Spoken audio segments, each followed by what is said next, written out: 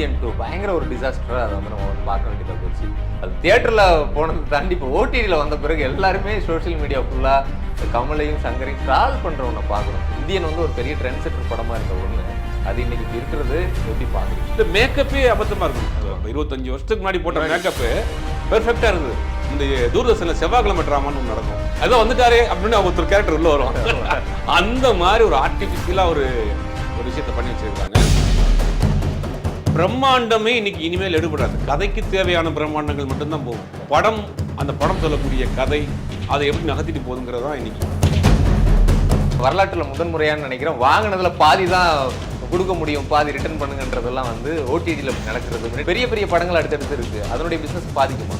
இது ஒரு ஆரோக்கியமான சினிமாவே சில நடிகர்கள் அப்படியே பிரம்மாண்ட இயக்குனர் சில பேர் ஒரு கட்டமைச்சு வச்சுக்கிட்டு அவங்களுக்குள்ளே திருப்பி பண்ணிட்டு ஒரு ப்ரொடியூசர் வர்றது அவனை போட்டு படம் எடுத்து அவனை காலி பண்ணி நாசம் பண்ணிட்டு அப்படியே அமுச்சு விட்ற வேலையை பண்ணிட்டு இருந்தாங்க. இதனால தான் வந்து ஏவி மாதிரியான சூப்பர் குட் மாதிரியான படங்கள் நிறுவனங்கள் படம் மட்டும் தயார் பண்ணுறாங்க. கபிலன் வைரமுத்து இருக்காரு, ஜெயமோகன் இருக்காரு, அப்புறம் சங்கர் இருக்காரு. இந்த 3 பேர் சேர்ந்தும் ஏன் வந்து அன்னைக்கு சுஜாதா பண்ண அளவுக்கு இந்த இந்தியன் 2 ப்ராப்பராக பண்ண முடியுது? என்ன காரணம்? அன்னைக்கு பார்த்தான் இல்லையா, அவன் வந்து இன்னைக்கு பார்ப்பான்னு நினைக்கிறான். அப்போ அந்த படம் வந்து 25 வருஷம் ஆச்சு. அப்போ அந்த படம் 25 வருஷம் ஆச்சுன்னா அந்த படம் வர்றப்போ அவனுக்கு 25 வயசு இருந்தா இப்போ அவனுக்கு 50 வயசு ஆயிடுச்சு. 50 வயசு எனக்கு படம் பார்க்கறத விட்டுருப்பான். அப்போ இப்போ எப்படி திருப்பி போய் அந்த படத்தை பார்க்க போகிறான்? ஆனால் இன்னைக்கு வந்து spot recording, spot sound recording, spot editing எல்லாம் வந்துருச்சு. மானிட்டர் இருக்குது, எல்லாம் இருக்குது. இவ்வளோ டெக்னாலஜி வந்து அப்போ நீங்கள் ஷூட்டிங் டேஸ் குறையுமா இல்லையா? ஒருவேளை இதெல்லாம் இருக்கிறதுனால தான் லேட் ஆகுது. ஏன்னா மானிட்டர் இருக்கிறதுனால டேரக்டர் ஒரு தடவை மானிட்டர் பார்க்குறாரு, அப்புறம் ஹீரோ ஒரு தடவை வந்து மானிட்டர் பார்க்குறாரு, ஹீரோயின் ஒரு தடவை பார்க்குறாங்க. இது எல்லாரும் பார்க்குறது, அப்புறம் அவங்களுக்கு திருப்தி இல்லைன்னா இன்னொரு டேக் போகலான்றது, சேஃப்டிக்கு ஒன்று போகலான்றது. இவங்க இங்கே பார்த்துட்டு இருப்பாங்க, அவங்க ப்ரொடியூசர் தாலி தொட்டு போட்டு இருப்பாரு. இந்தியன் கலெக்ஷனை மிஞ்சிருச்சு அப்படின்றாங்க. நேற்று எங்கே நடந்துச்சு இந்த மேஜிக்? இந்த மேஜிக்னு ரஹ்மான் தான். அதுதான் தியேட்டரில் ஆடியன்ஸை இழுத்து விக்ரமனுடைய தங்கலாம், விஜயனுடைய கோட், ரஜினியோட வேட்டையன், இதெல்லாம் எந்த அளவுக்கு எதிர்பார்ப்போடு இருக்குது, அதை ஃபுல்ஃபில் பண்ணணும்னு நினைக்கிறீங்களா? என்ன பேசிக்கிறாங்க? தங்கலான பொறுத்த வரைக்கும் குமாரா இருந்துச்சுன்னா மேலும் மேலும் அந்த படத்தை வந்து டேமேஜ் பண்ணி காலி பண்ணிடுவாங்க. நல்லா இருந்துச்சுன்னா அதுவே படம் ஃபுல்லாக போய் போயிடும். குமாரில் கொஞ்சம் சொதப்பினாலும் முடிஞ்சு வன்மத்தோட இங்கே மக்கள் ரெடியாக இருக்கிறாங்க. நாங்களாம் அந்த ஊருக்கு ஆகிடா வாடா அப்படின்ற மாதிரி உட்காந்துருக்காங்க. ரஞ்சித் பேசின பேச்சு வந்து ஒரு பெரிய படத்துக்கு ஒரு மைனஸ் தான்.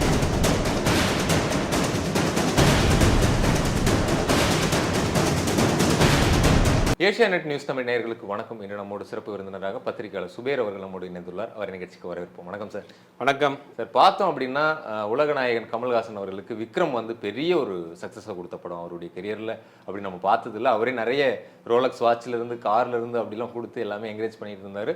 அவருக்கு ஒரு பெரிய பிஸ்னஸ் இருக்கதே அவருக்கே அப்போ தான் தெரிஞ்சது. 150 கோடி சம்பளம் வாங்குற அளவுக்கு கல்கிலையெல்லாம் இப்போ வந்து பார்த்தோம். திடீர்னு பார்த்தா இந்தியன் 2 பயங்கர ஒரு டிசாஸ்டராக அதை வந்து நம்ம வந்து பார்க்க வேண்டியதாக போச்சு. அது தியேட்டரில் போனதை தாண்டி இப்போ ஓடிடியில் வந்த பிறகு எல்லாருமே சோஷியல் மீடியா ஃபுல்லாக கமலையும் சங்கரையும் ட்ராவல் பண்ணுற ஒன்றை பார்க்குறோம். இந்தியன் வந்து ஒரு பெரிய ட்ரெண்ட் செட்டர் படமாக இருந்த ஒன்று அது இன்னைக்கு இப்படி இருக்கிறது எப்படி பார்க்குறீங்க? நம்ம ஏற்கனவே இந்தியன் 2 பற்றி படம் ரிலீஸ் ஆகிறதுக்கு முன்னாடி பேசியிருந்தோம். இது கனெக்டே ஆகாது இந்த படம். இப்போ உள்ள இது மாறிடுச்சு டோட்டலாகவே. வந்து கரப்ஷனே இன்னைக்கு வந்து டிஜிட்டலைஸ் ஆயிடுச்சு.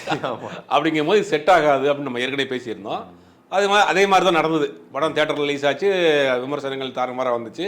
அதோடு இவங்க நிப்பாட்டு தான் பரவாயில்ல. ஓடிடியிலே இவங்க எடுத்து கமலை வந்து இந்த 2K கிட்ஸ் வச்சு படுத்திட்டு இருக்கான்னு பார்த்துங்க. ஒவ்வொரு சீன் பை சீனாக எடுத்து அதை டீகோட் பண்ணி இன்னைக்கு வந்து பெரிய அளவில் வந்து பண்ணிட்டு இருக்காங்க. அது ஆல்ரெடி அந்த படத்தை பற்றி விமர்சனங்கள் பண்ணிட்டாங்க, இதெல்லாம் வந்துருச்சா கூட அந்த யங்ஸ்டர்ஸ் இருக்காங்க இல்லையா, அவங்களுக்கு பெரிய பெரிய அளவில் இந்த படத்தை மன உளைச்சலை கொடுத்துருச்சு. அதனால வந்து சீன் பை சீன் எடுத்துகிட்டு இருக்காங்க. முதல்ல இந்த கதையே இவங்க ஃபர்ஸ்ட் இப்போ சூஸ் பண்ணிடக்கூடாது. இந்த பார்ட் 2 படங்களே இப்போ சரியாக போகிறது கிடையாது. அது பார்ட் 2 படங்களில் ஒரு எதிர்பார்ப்பு இருக்காது.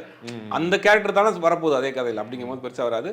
அது 20 வருஷத்துக்கு 25 வருஷத்துக்கு முன்னாடி வந்த படத்தை நீங்கள் பார்ட் 2 எடுத்தீங்கன்னா அது இப்போ உள்ள இது வந்து எப்படி வந்து போகுதுன்னு தெரியல. ரெண்டாவது அந்த படத்துடைய ஸ்கிரிப்டு, சித்தார்த்தோடைய ஆக்டிங்கு, கமல் அவருடைய மேக்கப்பு எல்லாமே அபத்தமாகவே இருக்கும் படத்தில். அதை சொல்லி வச்ச மாதிரி இந்த தூர்தர்ஷனில் செவ்வாய்க்கிழமை ட்ராமான்னு ஒன்று நடக்கும். ஆமாம், அதான் வந்துட்டாரே அப்படின்னு ஒருத்தர் கேரக்டர் உள்ள வரும். அந்த மாதிரி ஒரு ஆர்டிஃபிஷியலாக ஒரு விஷயத்தை பண்ணி வச்சிருக்கிறாங்க. அது இப்போ இருக்கக்கூடிய அந்த யங்ஸ்டர்ஸ் வந்து ஹாலிவுட் படம் பார்க்குறானுங்க, வந்துட்டு ஈரானி மூவிஸ் பார்க்குறானுங்க, ஸ்பானிஷ் மூவி படம் பார்த்துட்டு இருக்கப்ப நீங்கள் தாத்தாவை சாட் பண்ணோன்னே வந்துடுவார் அவர். அப்படிங்கும் போதெல்லாம் வந்து ட்ரோல் ஆயிடுச்சு. இப்போ அது ஒரு உண்மையிலே கமல் அவர்களுக்கு ஒரு பெரிய வருத்தம். இழுத்துட்டு வந்து கடைசியில் முட்டச்சந்திரன் நிப்பாட்டின மாதிரி ஆயிடுச்சு அவருக்கு. எவ்வளோ ஒரு டெக்னீஷியனு, எவ்வளோ பெரிய விஷயங்கள் பண்ணியிருப்பாரு. ஆனால் அதில் என்ன சொல்கிறாங்கன்னா கமலுக்கும் சங்கருக்குமே ஒரு சரியான அண்டர்ஸ்டாண்டிங் இல்லை. படங்களை லென்த்தை ட்ரிம் பண்ண சொல்லியிருக்கிறாரு, பல கேரக்டரை மாற சொல்லியிருக்கிறாரு. இல்லை மேக்கப்பே அபத்தமாக இருக்குமே. 25 வருஷத்துக்கு முன்னாடி போட்ட மேக்கப்பு பெர்ஃபெக்டாக இருந்தது. இன்னைக்கு எவ்வளோ டெக்னாலஜி வந்த பிறகு மேக்கப் பார்த்தீங்கன்னா ஒரு நார்த் இந்தியன் வயசான தாத்தா மாதிரி ஒரு கெட்டப்பு எல்லாமே அபத்தமாக இருக்கு. இந்த வர்மக்கலையை வந்து எப்படி பயன்படுத்தணுங்கிறத அதை வந்து காமெடியாக்கி எல்லா விஷயமுமே வந்து ஒரு மிஸ்மேட்சாகவே இருந்துச்சு படம். அது ஏன் பண்ணாங்க? சரி, பணம் பண்ண பிறகு எடுத்து போட்டு பார்த்துருப்பாங்க, எல்லாரும் விமர்சனம் பண்ணியிருப்பாங்க, ஒரு ப்ரொமோஷனில் ஓடி வச்சிடலாம், மந்திரத்தில் மாங்காயை காக்கி வச்சிடலாம்னு நினச்சாங்க. அது வந்து இருக்கிற இதை வந்து ரொம்ப டேமேஜ் ஆகிடுச்சு. என்னை பொறுத்த வரைக்கும் இந்திரனுக்கு பிறகுமே, இந்திரன் 2க்கு பிறகுமே சங்கருடைய படங்கள் பெருசாக இல்லை. செலக்டிவாக சில படங்கள் சொல்லலாம். சங்கருடைய படங்கள் சில படங்கள் நம்ம என்ன ஜென்டில்மேனாக இருக்கட்டும், முதல்வனாக இருக்கட்டும், சிவாஜியாக இருக்கட்டும், காதலன்னு கூட பெருசாக ஸ்கிரிப்ட் வைஸாக இருக்காது. இந்த பிரம்மாண்டங்களை வைத்தே இத்தனை வருஷம் ஓட்டிட்டார். மலைக்கு பெயிண்ட் அடிக்கிறது, ட்ரெயினுக்கு பெயிண்ட் அடிக்கிறது, மனுஷன் நிற்க வச்சு வகுத்தில் படம் வரைகிறது, இந்த மாதிரியான பிரம்மாண்டங்கள். நான் வந்து இன்னும் ஹெலிகாப்டரில் எடுக்கிறேன், 1000 பேரை வச்சு எடுக்கிறேன், 2000 பேரை வச்சு எடுக்கிறேன் அப்படின்ற ஒரு பிரம்மாண்டத்தை, ஒரு ஹைப்பை கிரியேட் பண்ணிட்டே படத்தை ஓட்டிட்டார். ஆனால் இன்னைக்கு அது ஓட மாட்டேங்குது. இன்னைக்கு அந்த அந்த அந்த ஃபார்முலா இன்னைக்கு வந்து சக்ஸஸ் ஆக மாட்டேங்குது. ஒருவேளை இன்னைக்கு பிரம்மாண்டம்ன்றது இவரை தாண்டி நிறைய பேர் வந்துட்டாங்களே. ஏன்னா இப்போ வந்து ராஜமௌலியிலேருந்து இன்னைக்கு கல்கி மாதிரியான படங்கள்லாம் ஹாலிவுட் ரேஞ்சுக்கு நம்ம வந்து ட்ரை பண்ணுற இடத்துல இருக்கோம். அது மாதிரி நிறைய இல்லை, பிரம்மாண்டமே இன்னைக்கு இனிமேல் எடுபடாது. கதைக்கு தேவையான பிரம்மாண்டங்கள் மட்டும்தான் போகும். நீங்கள் கதையை தாண்டி நீங்கள் பிரம்மாண்டத்தை மட்டும் நம்பினீங்கன்னா படம் போகாது. இப்போ லாஸ்ட்டாக ரிலீஸ் ஆன 7 படம், 7 படத்துல வந்து எந்த படமே பெருசா, ஜமாவை தவிர பெருசா படம் எதுவுமே பேசப்படலை. ஜமா படம் பெருசா, அந்த ஜமா படம் வர்றதுக்கு வரையும் யாருக்குமே தெரியாது அப்படி ஒரு படம் இருக்குன்னு கூட தெரியாது. ஆனா அந்த படத்துக்கு பார்த்தா பெரிய லெவலில் மக்கள் கொண்டாடினாங்க, ஓரளவுக்கு கலெக்ஷனும் ஆயிடுச்சு. இப்போ அந்தாகன் படம் வந்து அதில் வந்து பார்த்தீங்கன்னா படம் ரிலீஸ் ஆகிறப்ப ஏகப்பட்ட மைனஸ் படத்தில். அந்த படத்துக்கு முதல்ல ஃபிக்ஸ் பண்ண டைரக்டர் வந்து ராஜா, நம்ம தனியொரு ராஜா ஃபிக்ஸ் பண்ண மோகன் ராஜா தான் ஃபர்ஸ்ட் டைரக்டர். 2021-22 ஆரம்பிக்கப்பட்ட படம் அது. கிட்டத்தட்ட 4 வருஷம் 3 வருஷத்துக்கு பிறகு அந்த டைரக்டர் வெளியில போய் அதுக்கு பிறகு தியாகராஜனே டைரக்ட் பண்ணி, தியாகராஜன் இதுக்கு முன்னாடி இவரை வச்சு பொன்னர் சங்கர் மானியா 2 படம் பண்ணி பெரிய ஃபிளாப் கொடுத்து 70 வயசுல அவர் டைரக்ட் பண்ண போறாரா, அப்பா பையனை வச்சு டைரக்ட் பண்றாரா, பிரசாந்துக்கு இப்போ மார்க்கெட்டே இல்லைங்கிற மாதிரி நிறைய விமர்சனங்கள் அந்த படத்துக்கு, நெகட்டிவ் விமர்சனங்கள். ஆனா அந்த படம் ஸ்கிரிப்ட் வைஸ் நல்லா இருக்குன்றது ஓடிடுச்சு. ஆமா. அப்போ இதுல இருந்து என்ன தெரியுதுன்னா, நீங்க ஆர்டிஸ்ட் பிரம்மாண்டம், பெரிய ப்ரொமோஷனு, 4 பேரை யார் டேரக்டர் இதெல்லாம் வேலையும் கிடையாது. படம் நல்லா இருக்கா, 100 ஸ்க்ரீனில் போட்டாங்கன்னா 150 ஸ்க்ரீன் இன்க்ரீஸ் ஆகிட்டே இருக்கு போகுது தேட்டர். அப்படிங்கும் போது அந்த படம் சொல்லக்கூடிய கதை அதை எப்படி நகர்த்திட்டு போகுதுங்கிறது தான் இன்னைக்கு. நீங்கள் இது மட்டும் தான் இனிமேல் எடுப்படும் அப்படிங்கிறத விட்டுட்டு நீங்கள் பிரம்மாண்டத்தை வச்சு ஒரு ஸ்டார், பெரிய மல்டி ஸ்டார், அவர் அந்த மாதிரி ஸ்டார், இந்த ஸ்டார் அவரை வச்சு படம் ஓடும், 200 கோடி கொடுக்குறோம், 300 கோடி கொடுக்குறோம், 1000 கோடி கலெக்ஷன் ஆக போகுது, 1000 கோடி இந்த படம் நெருங்கிருமாங்கிற இந்த பிரம்மாண்டம், இந்த பெய்டு சில ரிவ்யூவரை வச்சு படத்தை வந்து ப்ரொமோட் பண்ணுறதெல்லாம் இப்போ எடுபடாது. படம் நல்லா இருந்தால் ஓடும். நீங்கள் அதுக்கு வந்து ஆர்டிஸ்ட், டைரக்டர், பிரம்மாண்டம் இதுக்கு எதுக்குமே காரணமாக இருக்காது. அப்படிங்கிறதுக்கு வந்து இந்தியன் 2 வந்து ஓடிடி ரிலீஸ் ஆகாமல் இருந்தால் கூட இந்த பசங்க பேசாமல் இருந்திருப்பானுங்க போல ஓவரா பண்ண ஆரம்பிச்சிட்டாங்க. டீகோட் பண்ணி பார்க்குற அதில் அவனை டீகோட் பண்ணி போடுற வீடியோஸ்லாம் பார்க்குறப்ப இப்படிலாம் இருக்கு போல, நமக்கே அதை வந்து திருப்பி பார்க்க மாதிரி தோணுது. அவ்வளோ மைண்டாக நீங்கள் படத்தை பார்க்குறாங்கிறது இதுக்கு உஷார். இப்போ இந்த ஓடிடியில் பார்த்தோம் அப்படின்னா பெரிய நட்சத்திரங்களோட படத்தை பெரிய விலை கொடுத்து வாங்குறது. ரஜினி படம், கமல் படம், அஜித், விஜய் இவங்களுடைய படங்களை பெரிய விலை கொடுத்து வாங்குறது. அதில் கமலுடைய படத்தையும் ஒரு 100-120 கோடி அப்படின்றத வந்து ஃபிக்ஸ் பண்ணி வாங்கியிருந்தாங்க. ஆனால் இது வரலாற்றில் முதன்முறையான்னு நினைக்கிறேன். வாங்கினதுல பாதி தான் கொடுக்க முடியும், பாதி ரிட்டர்ன் பண்ணுங்கன்றதெல்லாம் வந்து ஓடிடியில் அப்படி நடக்கிறது. முன்னாடி வந்து பாபா ஃப்ளாப் அப்படின்னா டிஸ்ட்ரிபியூட்டர்லாம் போயிட்டு அதில் ரஜினி ப்ரொடியூசராக இருப்பார், கேட்பாங்க ஒரு நியாயம். இப்போ வந்து இந்த படத்தில் வந்து அவ்வளோ கொடுக்க முடியாது அப்படின்னு ஓடிடி பேசும்போது பெரிய பெரிய படங்கள் அடுத்தடுத்து இருக்கு, அதனுடைய பிஸ்னஸும் பாதிக்குமா? இல்லை, இவங்க ஓடிடியில் ரேட் குறைச்சதுக்கு காரணம் அந்த குறிப்பிட்ட டேட்டுக்குள்ளே நீங்கள் கண்டென்ட் எங்களுக்கு கொடுத்துடணுங்கிறது அக்ரிமெண்ட். பட் அவங்க குறிப்பிட்ட டேட்டுக்குள்ளே கண்டென்ட்டை கொடுக்கல. அப்படிங்கும் போது இவங்க ஏற்கனவே படம் நல்லா போகல அப்படிங்கிறதுனால அதை காரணம் காட்டி இதை வந்து ரேட்டை குறைச்சிட்டாங்க. இப்போ நடந்துட்டு இருக்க எந்த படத்தையுமே ஓடிடி வாங்கலை. லாஸ்ட்டாக ஒரு 10 படம் வாங்கியிருக்கிறதா போட்டிருக்காங்களே, படம் ஒரு அட்வான்ஸ் கொடுத்து கமிட் பண்ணியிருக்காங்களே ஒழிய படம் நல்லா இருந்தால் அதுக்கு பிறகு பிஸ்னஸ் பேசிக்கலாம் அப்படிங்கிற மாதிரி தான் இன்னைக்கு உள்ள டிஜிட்டல் பிஸ்னஸ். சேட்டலைட் ஆல்ரெடி பிஸ்னஸே இல்லை. இப்போ ப்ரொடியூசர் கவுன்சிலேருந்து ஒரு இது போட்டிருக்காங்க, 8 வாரம் கழிச்சு தான் நீங்கள் படத்தை விற்கணும் அப்படின்னு. இப்போ எல்லாம் பார்க்குறப்ப ஓடிடி பிஸ்னஸ் கிடையாது, டிஜிட்டல் பிஸ்னஸ் கிடையாது. பெரிய ஸ்டார்க்குங்கிற ஓப்பனிங்கும் 2 நாள் இருக்கும், அதை தாண்டி படம் நல்லா இருந்தால் தான் ஓடுங்கிற ஒரு நிலைமைக்கு வந்துருச்சு. இது ஒரு ஆரோக்கியமான சினிமாவே சில நடிகர்கள் அப்படியே பிரமாண்ட இயக்குனர் சில பேர் ஒரு கட்டமைச்சு வச்சுக்கிட்டு அவங்களுக்குள்ளே திருப்பி பண்ணிட்டு ஒரு ப்ரொடியூசர் வர்றது அவனை போட்டு படம் எடுத்து அவனை காலி பண்ணி நாசம் பண்ணிட்டு அப்படியே அமுச்சு விட்ற வேலையை பண்ணிட்டு இருந்தாங்க. இதனால தான் வந்து ஏவிஎம் மாதிரியான சூப்பர் குட் மாதிரியான படங்கள் நிறுவனங்கள் படம் மட்டும் தயார் பண்ணிட்டாங்க. ஆமா. பட்டன் இப்போ ஏவிஎம்ல என்ன பண்ணீங்கன்னா நீங்கள் ஃபர்ஸ்ட் டே பூஜை போடுற அன்னைக்கு அந்த படத்தோட ரிலீஸ் டேட் அனௌன்ஸ் பண்ணிடுவாங்க. இத்தனை நாள் ஷூட் போகிறோம், இது முடிச்சிருவோம். சஜிஜோதி ஃபிலிம்ஸ் மாதிரியான நிறுவனங்கள் அது மாதிரி தான் பூஜை போடுற அன்னைக்கு முடிச்சிருவாங்க. அதே மாதிரி ஒரு கார்ப்பரேட் மாதிரி நடத்துனாங்க சினிமா கம்பெனி. படத்தை முந்திலாம் அப்படின்னா டெக்னீஷியன்ஸுக்கு வந்து ஒரு படத்துக்கு இவ்வளோ சம்பளம், ஹேர்ட்ரெஸ்க்கு இவ்வளோ சம்பளம், மேக்கப் மேனுக்கு இவ்வளோ சம்பளம்னா ஒரு அட்வான்ஸை கொடுத்து அவங்க கூட்டி போயிடுவாங்க. ஒரு ஷெட்யூல் போயிட்டு வந்து ஒரு அமௌண்ட் கொடுப்பாங்க. படம் முடிகிறதுக்கு பிறகு இப்போ ரிலீஸ் ஆகிறதுக்கு முன்னாடி ஒரு அமௌண்ட் கொடுப்பாங்க, படத்தை முடிச்சிருவாங்க. இந்த மாதிரி சம்பளம் கொடுப்பாங்க. சத்யஜோதி ஃபிலிம்ஸ் மாதிரி என்ன பண்ணுவாங்கன்னா படம் ரிலீஸ் ஆகிறதுக்கு முத நாள் வந்து எல்லாரையும் வர சொல்லி யாருக்கு எவ்வளோ பெண்டிங் இருக்கோ ₹1 இல்லாமல் கிளியர் பண்ணிடுவாங்க. அப்படிப்பட்ட சத்யஜோதி ஃபிலிம்ஸ் படம் எடுக்கிறது போட்டாங்க. என்ன காரணம் அப்படின்னா சில டைரக்டர்ஸ் நாங்கள் வந்து 150 நாள் படம் பண்ணுறோம், 200 நாள் படம் பண்ணால் தான் நாங்கள் பெரிய டேரக்டரு. நீ இப்போ நீங்கள் கதை சொல்லிட்டு எத்தனை நாள் இந்த படத்தை பிடிச்சிட்டு எழுந்துச்சு போயிரு, கோச்சிட்டு போயிடுவார் டேரக்டர். ஒரு கதை சொல்கிறார் ஒரு ப்ரொடியூசர், நீங்கள் ஒரு ப்ரொடியூசர் நான் ஒரு கதை சொல்கிறேன், ஓகே சார் நல்லா இருக்கு கதை நீங்கள் பண்ணலான்னு என்கிட்ட கேட்குறீங்க, எவ்வளோ நாளில் படம் பண்ணுவீங்க அப்படின்னு கேட்டால் நான் வந்து இது கோச்சிட்டு போயிடுவேன். நீங்கள் என்னைய பார்த்து எப்படி எவ்வளோ நாள் படம் பண்ணுவீங்க கேட்கலாம், அதெல்லாம் கேட்கக்கூடாது. நான் எடுத்து கொடுத்துட்டே இருப்பேன். 150 நாள் ஒரு படம்லாம் சமீபத்தில் எடுத்துட்டு இருக்காங்க, கிட்டத்தட்ட 150 நாளைக்கு மேலே போயிட்டு இருக்கு. படம் 150 நாள் ஓடலை, ஷூட்டிங் 150 நாள் போயிட்டு இருக்கு. இப்போ அந்த மாதிரி சினிமாவே ஒரு பாலம் குழியில் தள்ளுற வேலையை பண்ணிட்டு இருக்காங்க சில இயக்குநர்கள், சில நடிகர்கள். அப்படி எடுத்தால் தான் வந்து பிரம்மாண்டம் நினைக்கிறாங்க. பிரம்மாண்டம் அது பிரம்மாண்டம் கிடையாது. இன்னைக்கு 16வது நிலை படம் பார்த்தீங்கன்னா கிட்டத்தட்ட 28 நாள் 30 நாள் எடுத்திருக்காங்க. இன்னைக்கு வரைக்கும் 45 வருஷம் அந்த படத்தை கொண்டாடிட்டு இருக்காங்க. அப்போ அந்த கதையும் அந்த திரைக்கதையும் தான் அந்த படத்தை இன்னைக்கு வரைக்கும். பன்னீர் புஷ்பங்கள்னு ஒரு படம் 28 நாள் எடுத்த படம், ஃபுல்லாக நியூ ஃபேஸ் படம் ஊட்டியில் எடுக்கிறாங்க. இப்போ சந்தான பாரதி 2 பேர் சேர்ந்து பாரதி வாசன் ஒரு படம் பண்ணுறாங்க. காலையில் ஊட்டியில் இங்கே ஃபர்ஸ்ட் ஷாட் 9 மணிக்கு மேலே தான் வைக்க முடியும், சாயங்காலம் 4:30 மணிக்கு மேலே எடுக்க முடியாது. ஆனால் பண்ணுவாங்கன்னா ஒரு வேனில் ஆர்டிஸ்ட்டை ஃபுல் மேக்கப் போட்டு எங்கெங்கே லொக்கேஷன் இருக்கோ அங்கங்கே எடுத்துகிட்டே இருந்திருக்காங்க. இப்படி எடுத்த படம் 28 நாள். அன்னைக்கு மானிட்டர் கிடையாது, நீங்கள் எடுத்ததை நீங்கள் மானிட்டரில் பார்க்க முடியாது. எடுத்து கொண்டு வந்து இங்கே ப்ராசஸ் பண்ணி பிரிண்ட் போட்டு அப்புறம் தான் பார்க்க முடியும். படம் அதில் வந்து விழுந்திருக்காங்கிறதே அப்போ தான் தெரியும், உங்களுக்கு தெரியும். ஆனால் இன்னைக்கு வந்து spot recording, spot sound recording, spot editing எல்லாம் வந்துருச்சு. மானிட்டர் இருக்குது, எல்லாம் இருக்குது. இவ்வளோ டெக்னாலஜி வந்து அப்போ நீங்கள் ஷூட்டிங் டேஸ் குறையணுமா இல்லையா? நீங்கள் ஷூட்டிங் டேஸையும் அதிகமாக போகுது. அப்போ அதிக நாள் படம் எடுத்தா தான் நம்ம பெரிய டேரக்டர். ஒருவேளை இதெல்லாம் இருக்கிறதுனால தான் லேட் ஆகுது. ஏன்னா மானிட்டர் இருக்கிறதுனால டேரக்டர் ஒரு தடவை மானிட்டர் பார்க்குறாரு, அப்புறம் ஹீரோ ஒரு தடவை வந்து மானிட்டர் பார்க்குறாரு, ஹீரோயின் ஒரு தடவை பார்க்குறாங்க. இப்படி எல்லாரும் பார்க்குறது, அப்புறம் அவங்களுக்கு திருப்தி இல்லைன்னா இன்னொரு டேக் போலான்றது, சேஃப்டிக்கு ஒன்று போலான்றது. இவங்க இங்கே பார்த்துட்டு இருப்பாங்க, அவங்க ப்ரொடியூசர் தலையில் தொட்டு போட்டு இருப்பாரு. இது வந்து ஒரு ஆரோக்கியமான சினிமா கிடையாது. ஈரானி மூவிஸ் எல்லாம் பார்த்தீங்கன்னா அங்கே படம் எடுக்கிறதே பெரிய கஷ்டம். ஆமாம். ஒரு சின்ன ஒரு வேனில் ஒரு புத்தகம் படம் எடுப்பா, நீங்கள் உலகளவில் பேசக்கூடிய படங்கள் இருக்குது ஈரானி மூவிஸ்லாம். அப்போ நீங்கள் கதையை தான் நீங்கள் முதல்ல வந்து கான்சன்ட்ரேட் பண்ணணும். தமிழ் சினிமாவில் கதாசிரியருங்கிற ஒரு இனத்தை அழிச்சிட்டாங்க. அப்படியும் ஒரு குரூப் இருந்தாங்க. ஆமாம், கதையாசிரியர். இன்னைக்கு பாரதி ராஜா வந்து மிகப்பெரிய ஒரு டைரக்டர். அவர் ஷார்ட் கம்போசிஷன் அப்படி பண்ணுவார், உணர்ச்சியில் அவ்வளோ அழகாக எக்ஸ்போஸ் பண்ணுவாருன்னு சொன்னால் கூட அவர் பெரும்பாலான படங்கள் கதை வெளியில் வாங்கி ஆர் செல்வராஜா இருக்கட்டும், ரத்னகுமாரா இருக்கட்டும் போன்ற கதை வாங்குறாரு. அப்போ ஒரு படத்துக்கு கதை தான் பேஸ், அதில் தான் கட்டணம் கட்ட முடியும். நீங்கள் என்ன பண்ணுறீங்க, எடுத்தோடனே 150 நாள் ஷூட்டிங்கு, வெளிநாட்டில் லொக்கேஷனு, வந்து இந்த மாதிரி இந்த ஒரு மியூசிக் டைரக்டர் வேணும், இந்த ஒரு ஆர்டிஸ்ட் வேணும், இத்தனை கேரவன் வேணும், இத்தனை ஜெனரேட்டர் வேணும். இதெல்லாம் படத்துக்கு ஒன்றுமே உள்ளே தெரியாது. இதெல்லாம் படத்துக்கு வெளியில் தெரியும், ஷூட்டிங் ஸ்பாட்டில் பிரம்மாண்டமாக தெரியும். படத்துக்குள்ளே என்ன இருக்கும், படத்துக்குள்ளே நீங்கள் கதை இருக்கணும், அதுக்கு ஒரு திரைக்கதை இருக்கணும். இப்போ நல்ல கதைகளை நீங்கள் எடுத்து ஏன் படம் பண்ண மாட்டேங்கிறீங்க? நிறைய நாவல்கள் இருக்குது, நிறைய ரைட்டர்ஸ் இருக்காங்க. நீங்கள் ஒரு ரைட்டர் கூப்பிட்டீங்கன்னா 10 கதை சொல்லுவார் உங்கள்கிட்ட. அது வேணுங்கிற கதையை எடுத்து நீங்கள் ஸ்கிரிப்ட், அது உங்களுக்கு ரொம்ப ஈஸியும் கூட. ஆனால் அதையே செய்ய மாட்டேங்கிறாங்க. இப்போ இந்த 2 எடுக்கிறதே என்னன்னா, முன்னாடி ஒரு பார்ட் சக்ஸஸாக இருக்கும், அதை வச்சு ஒரு பிஸ்னஸ் பண்ணலாம். இப்போ இந்தியன் வந்து ஒரு 28 வருஷம் அப்படி ஆகுது. இப்போ பார்த்தீங்கன்னா சுஜாதா பீக்கில் இருந்த டைம். இன்னும் சொல்ல போனால் அந்த வர்மக்கலைன்ற ஐடியா கூட சுஜாதா தான் கொடுத்ததா இன்டர்வியூவில் சங்கர் சாரே சொல்லியிருக்காரு. அந்த வர்மக்கலையை வேற இதில் ரொம்ப வர்மம் கர்மன்ற ரேஞ்சுக்கு அதுலேயே அவங்களே டைலாக் போடுறாங்க. இதில் 3 பேர் ஒரு ரைட்டர் இருக்காங்க.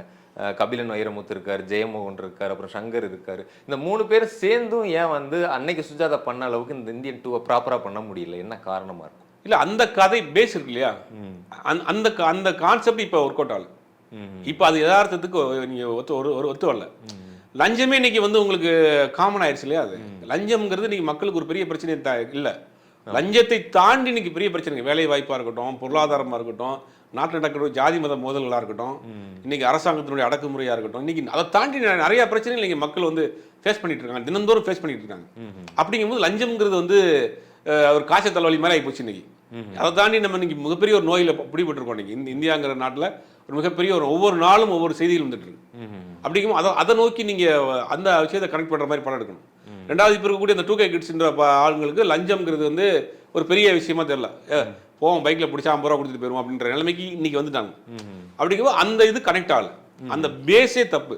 சேனாதிபதி கேரக்டர் அன்னைக்கு பார்த்து பிரமிச்சவங்க இன்னைக்கு படம் பார்ப்பாங்கன்னு நினைச்சாங்க.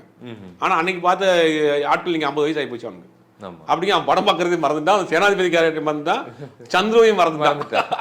அவன் இன்னைக்கு தியேட்டருக்கு வர மாட்டான். இவங்க என்ன நினைச்சு பண்ணாங்கன்னா, அன்னைக்கு பார்த்தான் இல்லையா அவன் வந்து இன்னைக்கு பார்ப்பான்னு நினைக்கிறாங்க. அப்ப அந்த படம் வந்து 25 வருஷம் ஆச்சு. அப்ப அந்த படம் 25 வருஷம் ஆச்சுன்னா அந்த படம் வர்றப்ப அவனுக்கு 25 வயசா இருந்தா இப்போ அவனுக்கு 50 வயசு ஆயிடுச்சு. 50 வயசுல படம் பார்க்கறத விட்டுருப்பான். அப்ப இப்போ எப்படி திருப்பி போய் அந்த படத்தை பார்க்க போறான்? அது அவங்க கனெக்ட் ஆகுறதுல நினைச்சாங்க, அந்த கனெக்ட் ஆகல. அது இடையில ஒரு கேப் வந்து கட் ஆயிடுச்சு. அது எத்தனை அது ரைட்டர்ஸ் வந்து ஃபுல் பண்ண முடியல. இத்தனை ரைட்டர்ஸ் சேர்ந்து ஒரு புதுசா ஒரு கதை பண்ணிருக்கலாம். ஆமா, இன்னைக்கு கரண்ட்டுக்கு உள்ள ஒரு மேட்டர் ஒன்று எடுத்து ஃபுல்லா ஒரு ஸ்கிரிப்ட் பண்ணியிருந்தாங்கன்னா அந்த படம் பிரம்மாண்டமா போயிருக்கும். அதான் ஒரு முக்கியமான விஷயமா பார்க்க. இப்போ பார்த்தீங்கன்னா அந்த படத்துக்கு பிறகு ஒரு படம் வருது தனுஷோட ராயன். அது என்ன பண்ணுது அப்படின்னா, கலவையான விமர்சனம் இருந்தாலும் பெரிய கலெக்ஷன் ஆயிடுச்சு. இன்னும் சொல்ல போனால் இந்தியன் கலெக்ஷனை மிஞ்சிருச்சு அப்படின்றாங்க. நேற்று விருந்தெல்லாம் பயங்கரமா போட்டிருக்காரு.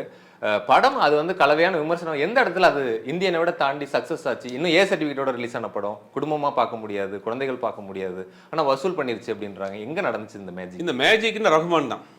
படத்துக்கு அந்த 2 சாங் வந்து பெரிய ப்ரமோஷன். அதுதான் தியேட்டர்ல ஆடியன்ஸை இழுத்து வந்துச்சு. ரொம்ப நாளைக்கு பிறகு தனுஷ் ஒரு பிரம்மாண்டமான படம், ஏஆர் மியூசிக், சன் பிக்சர்ஸ் எப்படி இந்த படத்தை ப்ரொமோட் பண்ணுவாங்கன்னு தெரியும். ஒரு படத்தை மாசிலாமணி மாதிரி படத்தை கூட பயங்கரமா ப்ரொமோட் பண்ணுவாங்க. அதனால வந்து அவங்ககிட்ட இந்த ப்ரொமோஷன் இந்த இருக்கு, பிளாட்ஃபார்ம் இருக்கு, அதனால அவங்க ப்ரொமோட் பண்ணாங்க. பாட்டு ஒரு பெரிய ப்ளஸ் படத்துக்கு ஒரு பெரிய ப்ளஸ். பாட்டு வந்து ஒரு ஆடியன்ஸ் அப்படி தியேட்டருக்கு கூட்டு வந்துருச்சு. படம் ஃபர்ஸ்ட் ஹாஃப் ஓகே, செகண்ட் ஹாஃப்லாம் அது வந்து எங்கெங்கயோ போய் முடிஞ்சிச்சு. அந்த பாட்டை எதிர்பார்த்து வந்தவங்களுக்கு ஏமாற்றம் தான். அந்த பாட்டை அவ்வளவு இதாக வந்து அவங்க பிக்சரைஸ் பண்ணியிருந்தாங்க. அந்த பாட்டு வந்து உங்களை படத்தை வந்து பெருசாக கொண்டு போயிருச்சு. அந்த மாதிரி நேரத்தில் ஒரு சின்ன கேப் இருந்துச்சு, வேற படங்கள் இல்லாத கேப். அதை கரெக்டாக ராயன் அதை பார்க்கும்போது சங்கர் உணர்ந்துருப்பாரா, 30 வருஷம் கழிச்சு இன்னும் ரகுமானுக்கு ஒரு பிசினஸ் இருக்கு அப்படி படம். ஆனா நம்ம அனிருத்தை நம்பி போய் வீணா போயிட்டோம். ஏன்னா விக்ரம்ல இருந்த அனிருத்தை நம்ம இந்தியன் 2ல பார்க்கல. ஒரு பாட்டு கூட வெளியில பெருசா பேசப்படல. இன்னும் சொல்ல போனா தாத்தா கதற விட போறாருன்னு ட்ரால் மெட்டீரியலா பார்க்கப்படுது. இங்க பார்த்தா போகி சாங்கா இருக்கட்டும், அந்த தாலாட்டு மாதிரி ஒரு பாட்டு போட்டிருக்கு. இப்படி எல்லாமே வந்து ஒரு கானா சாங் கூட டிஃப்ரெண்டா போட்டிருக்கேன், வாட்டர் பாக்கெட். இது எல்லாமே இன்னைக்கும் வந்து ரீல்ஸ்ல அதுல இதுலன்னு போயிட்டே இருக்கு. அது எப்படி பாக்குறாரு அவரு? என்ன நினைக்கிறாரு? சங்கரை பொறுத்த வரைக்கும் ஒரு அப்டேட்டை எடுத்துக்கணும்னு நினைக்கிறாரு. இப்ப அன்னியன் பாத்தீங்கன்னா கமல் கூட திறந்து போயிட்டு ஹாரி ஜெயராஜ். அப்போ ஹாரி ஜெயராஜ் அப்போ பீக்ல இருக்காரு. இப்போ அடுத்து அனிருத்து கொஞ்சம் சில படங்கள் பண்ணிட்டு இருக்கப்ப சும்மா அடுத்து ஓல்டு ஐட்டம் போல நம்ம அப்டேட் ஐட்டம் யங்ஸ்டர் கூட பண்ணுவோம் அப்படின்னு பார்த்தா அது சரியா அவங்களுக்குள்ள ஒர்க் அவுட் ஆகல. அதான் காரணம். ரகுமான் வந்து வேணான்னு சொல்லிட்டு போல அவர் இப்போ உள்ள ஒரு டீமோட சேர்ந்து பண்ணுவோம், ஒரு யங் டீமோட பண்ணுவோம்னு நினைச்சு பண்ணாரு. அது ஒர்க் அவுட் ஆகல, அவ்வளவுதான். இப்போ இந்த வருஷம் பார்த்தோன்னா பெரிய படங்கள் எதுவுமே இது வரைக்கும் பெரிய சாட்டிஸ்ஃபேக்ஷனை கொடுக்கலன்னு சொல்லலாம். எக்ஸப்ட் ஒரு மகாராஜா, அது கூட நம்ம பெரிய படமா பார்க்கல, அது திருப்திப்படுத்திடும். ஆனால் பெரிய ஹீரோக்களாக நான் சொல்றது இப்போ ராயன் வசூல் ரீதியாக சொல்லலாம், ஒரு தனுஷ் ரசிகனை கூட அந்த அளவுக்கு எந்த சாட்டிஸ்ஃபை பண்ணியிருக்குன்னு தெரியல. அடுத்ததாக விக்ரமனுடைய தங்கலான், விஜயனுடைய கோட், ரஜினியோட வேட்டையன், இதெல்லாம் எந்த அளவுக்கு எதிர்பார்ப்போடு இருக்குது, அதை ஃபுல்ஃபில் பண்ணணும்னு நினைக்கிறீங்களா? என்ன பேசிக்கிறாங்க? கோட்டுக்கு அவங்க ரசிகர்கள் மத்தியில் ஒரு பெரிய எதிர்பார்ப்பு இருக்கு. அரசியல் கட்சி ஆரம்பிச்ச பிறகு வரக்கூடிய படம், அதுக்கு ஒரு பெரிய எதிர்பார்ப்பு இருக்கு. காமனான ஆடியன்ஸ்க்கு பெருசா அந்த படத்தை போய் ஒன்றும் எதிர்பார்ப்பு இல்லை. ஏன்னா அந்த படத்துக்கு வந்த 3 சிங்கிள்லையுமே பெருசா இல்லை. அது வேற மாதிரி தான் ட்ரோலா போயிட்டு இருக்கு. அதுவே படத்துக்கு பெரிய மைனஸ் சொல்லப்போனால். விஜய் ரசிகர்களுக்கு வந்து ஒரு பிளஸா இருந்தாலும் கூட காமன் ஆடியன்ஸுக்கு ஒரு பெரிய இப்போ ட்ரோல் பண்ண ஆரம்பிச்சிட்டாங்க. அப்படிங்கும்போது அது அந்த படத்துக்கு ஒரு பெரிய எதிர்பார்ப்பு இல்லை, ஓப்பனாக சொல்லணும். தங்கலான பொறுத்த வரைக்கும் அது ஒரு ரஞ்சித்துக்கு ஒரு ஆடியன்ஸ் இருக்கிறாங்க, விக்ரமுக்குன்னு ஒரு ஆடியன்ஸ் இருக்கிறாங்க. அதுக்கு ஒரு அளவுக்கு ஓப்பனிங் இருக்கு. படம் வந்து வந்த பிறகு தான் அது தெரியும். சுமாராக இருந்துச்சுன்னா படம் பெருசாக போகாது, நல்லா இருந்துச்சுன்னா படம் நல்லா போயிடும். ஏன்னா அது அந்த 2 கேட்டகரியில் இருக்கு. சுமாராக இருந்துச்சுன்னா மேலும் மேலும் அந்த படத்தை வந்து டேமேஜ் பண்ணி காலி பண்ணிடுவாங்க. நல்லா இருந்துச்சுன்னா அதுவே படம் ஃபுல்லப் ஆகி போயிடும். சுமார் இல்லை, கொஞ்சம் சொதப்பினாலும் முடிஞ்சு வன்மத்தோட இங்கே மக்கள் ரெடியா இருக்கிறாங்க. நாங்களாம் அந்த ஊருக்காரங்களா வாடா அப்படின்ற மாதிரி உட்காந்துருக்காங்க. அது ஒரு பெரிய அந்த படத்துக்கு ஒரு பெரிய மைனஸ் வந்து ரஞ்சித் பேசின பேச்சு வந்து ஒரு பெரிய படத்துக்கு ஒரு மைனஸ் தான். ஏன்னா மற்ற ஊருக்காரர்களை ஊர் சென்னை எழுந்த மாதிரி ஆகிப்போச்சு அந்த படம். அது ஒரு பெரிய மைனஸ். அது எப்படி ரியாக்ட் பண்ண போறாங்கன்னு தெரியல படம் வர்றப்ப. அது இந்த பக்கம் கோட்டு ஆல்ரெடி ட்ரோல் ஆயிடுச்சு, ட்ரோல் பண்ணிட்டு இருக்கிறாங்க. இந்த பக்கம் பார்த்தீங்கன்னா கங்குவா இப்போ தான் ட்ரெய்லர் ரிலீஸ் வந்திருக்கு. ட்ரெய்லர் பார்க்குறப்ப அந்த நம்ம பார்த்தா பாகுபலி, அவதார் அந்த மாதிரியான ஒரு பேட்டர்ன் மிக்ஸ் பண்ணி ஒரு பிரம்மாண்டம் இருக்கு. டெக்னாலஜி வைஸ் கிராண்டா இருக்கு.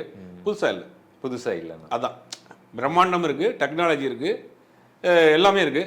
ஆனால் புதுசா இல்லை. சூர்யாவுக்கு இது கை கொடுக்குமா? ஏன்னா கிட்டத்தட்ட நம்ம மாற்றான்ல இருந்து தியேட்டர்ல அவருடைய படங்களை பெருசா நம்ம இன்னும் கவரல. நடுவுல வந்து சூரியரை போற்றும் ஜெய்பீமும் ஓடிடியில் பார்த்தோம். தியேட்டர்ல அந்த படம் அவருக்கு ஒரு பெரிய பிளாக் பஸ்டரா இருக்க வாய்ப்பு இருக்கா கங்குவா? அவர் அதை பிளாக் பஸ்டர் ஆக்கணுங்கிறதுக்காக தான் பாடுபட்டு இருக்கிறாங்க. ஒரு பெரிய பட்ஜெட்டு, பெரிய எதிர்பார்ப்புகள், ப்ரொமோஷன்ஸ் அதெல்லாம் ஆரம்பிச்சிருக்கிறாங்க. சிறுத்தை சிவா மாதிரியான ஒரு கமர்ஷியல் டைரக்டர் இந்த மாதிரியான ஒரு படம் ஃபஸ்ட் டைம் பண்ணுறாரு. அது எப்படி வரப்போகுதுன்னு தெரியல, மக்கள் மத்தியில் எப்படின்னு தெரியல. அடுத்த சாங்குங்க வர்றப்போ பார்க்கலாம் அதாச்சு. ஓகே, வேட்டையன் இது வரைக்கும் சைலண்டாகவே இருக்கு. ஜெயிலருமே இப்படி தான் இருந்துச்சு. அந்த கழுகு கதை சொன்ன பிறகு தான் எல்லாருமே பேச ஆரம்பித்தோம். வேட்டையன் ஏதாவது அப்படி வேட்டையனை பொறுத்த வரைக்கும் ஞானவேலை பொறுத்த வரைக்கும் வந்து ஒரு ஒரு ஒரு மெசேஜ் அதில் சொல்லியிருப்பார். கண்டிப்பாக அவர் ஒரு கமர்ஷியல் படமாக பண்ணிருக்க மாட்டார். ரஜினியை வச்சு ஒரு புது அட்டம் பண்ணியிருப்பார். அது நீங்கள் ட்ரெய்லரு மற்றபடி அப்டேட்ஸ் வர வர தான் தெரியும். ஆல்மோஸ்ட் அந்த படம் முடிச்சிட்டாங்க, டப்பிங் கிப்பிங் எல்லாமே முடிச்சிட்டாங்க. அது என்ன எப்போ ரிலீஸுங்கிற ஒரு பிஸ்னஸுக்காக இப்போ வெயிட் பண்ணிட்டு இருக்காங்க. ஏன்னா இப்போ பெருசாக ஓடிடி பிஸ்னஸ் இல்லை, இந்த மாதிரி டிஜிட்டல் இல்லை அப்படிங்கிறதுனால பிஸ்னஸ்க்காக படத்தை இன்னும் வெளியே வராமல் இருக்காங்க. ஞானவேல் மேலே ஒரு நம்பிக்கை இருக்குது. ஓகே சார், பல்வேறு விஷயங்களை சினிமா குறித்தான அப்டேட்டுகளை பகிர்ந்துக்கிட்டீங்க. ஏஷியாநெட் நியூஸ் தொப்பின் சார்பாக மிக்க நன்றி.